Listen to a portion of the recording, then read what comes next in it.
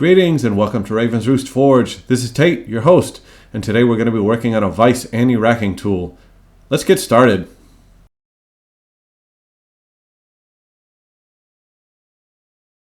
You can see here in this clip how badly this vise racks when you put something in on either end. And with a post vise, a lot of times you have to put something in on either end because the screw box is in the middle there and it gets in the way. So what I'm going to do is make an anti-racking device, and I'm using some scrap 1/8 inch or 3mm steel.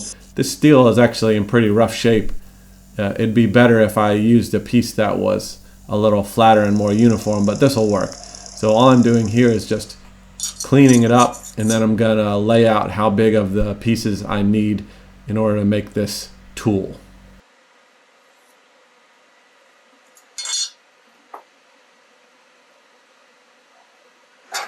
So instead of laying out the whole bar, I just laid out one cut at the end of the bar, and then I'm setting up a cut stop in order to make sure that all of the other pieces come out uniform and it's easy to cut them without having to fuss with anything.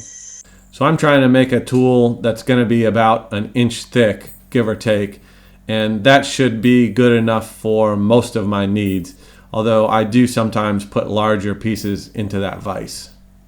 If you want to make something that is suitable for thicker stock, then all you have to do is add more layers into the actual tool. So all of these little coupons need to be deburred from the bandsaw cuts, and I'm using a non-woven abrasive belt on the belt grinder here in order to do that.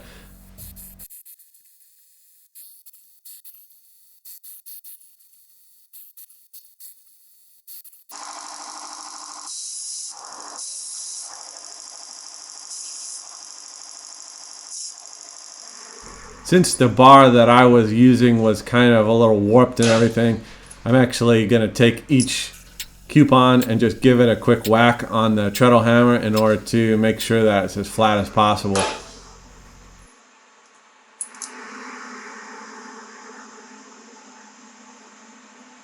So in order to make this tool work, we need to have a hole at the end of each coupon in order to bolt them together. And instead of trying to cut a hole in each one individually, I'm gluing them together with some thin CA glue into one block. And then we can work this one block. We can grind it, we can drill it, we can do everything in one piece, and then use heat or shear force in order to get the block apart at the end. So you can see that now it's a single block. I can grind and polish all of the edges together, and we'll have something that's completely uniform when we put it all together in the end.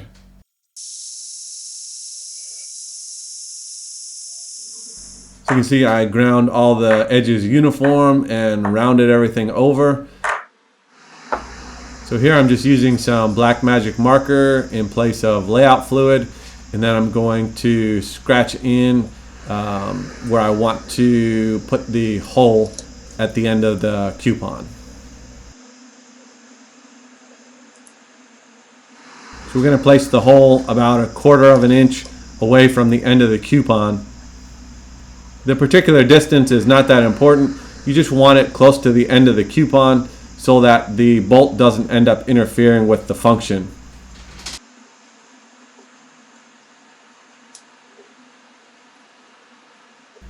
Then add a center punch mark so that we can get our drilling location correct.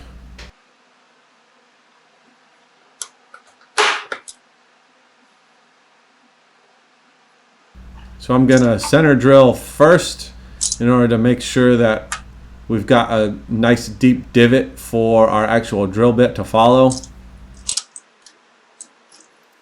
And you'll see in a moment here that I have a little bit of trouble keeping this piece clamped.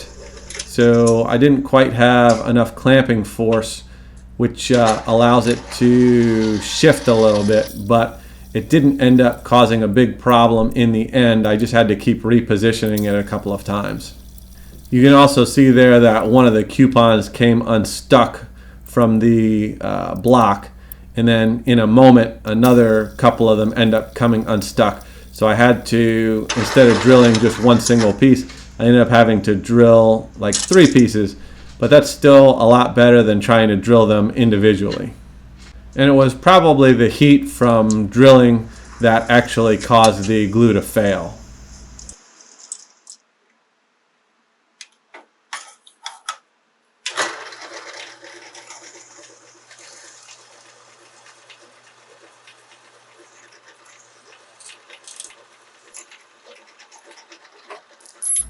Okay, so I'm trying to get the pieces apart, and I'm trying to tap with a hammer, and that got most of the pieces apart, but I did have to resort to heat on a couple of coupons in order to get them separated. And you also could probably just soak them in acetone in order to break up the glue that way.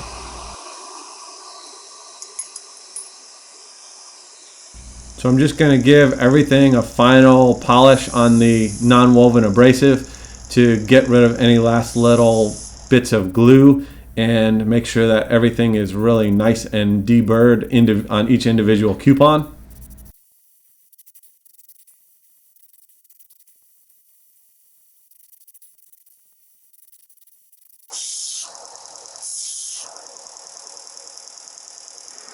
Now all the coupons are ready to be put together.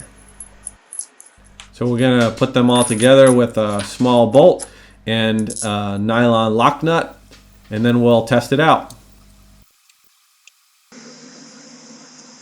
You want the nut just tight enough that things are not like sliding around sloppily, but you still want to be able to rotate the coupons easily so that you can get the correct number for whatever thickness it is that you're clamping.